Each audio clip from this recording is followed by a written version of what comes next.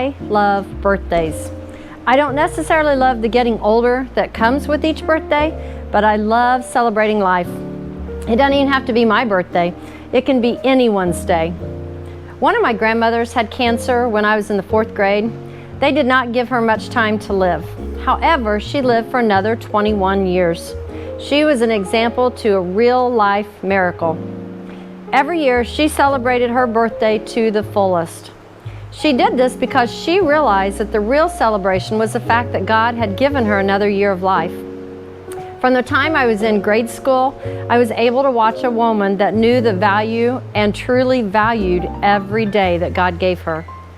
Her days were a gift, not just to her, but to all of us. I had the gift of growing up with my grandma. I also had the gift of having her at my wedding and having her live long enough to meet each of my 4 children. How amazing is that? How can I not love a day of celebration? My family always celebrates with me for my birthday. Each year has a special memory attached to it. But I think the part of the reason that I can see the special things is because I look for them. The friends on Facebook that take time to type happy birthday to me, friends and family that sends me cards and gifts, plans outings for me. And this year I get to celebrate my birthday with 3 military grandsons and their parents. I am so excited. Even on days that aren't birthdays or special days though, God tells us to find joy in each one of them. He also calls for us to gain wisdom in each day as well.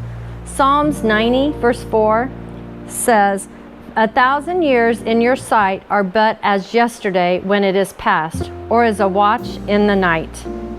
Verse 12 then says, teach us to number our days that we may get a heart of wisdom. Moses wrote this psalm to remind us that life is short and we should live it for God. Use our time wisely to serve God. I have read that some theologians think that Moses is telling us that if we don't plan our days, someone else will plan them for us. So we need to plan our days so that they will be days of celebrating the joy we find in Christ and taking time to share the gospel. If we aren't careful, they could become days that are so busy and filled with so much stuff and distraction that there is no room for Christ and the plans He has made for us. In verse 16, Moses requests, let your work be shown to your servants and your glorious power to their children. He reminds us to see and recognize the majesty of God's works. Spend your days wisely. Look for what God is setting before you. And I love how Moses ends this psalm. Verse 17 says, let the favor of the Lord our God be upon us. Establish the work of our hands upon us. Yes, establish the work of our hands. What a wonderful blessing He leaves with us, asking for God's favor and that God will give us the work He wants us to do. How could I ask for a better birthday gift than that?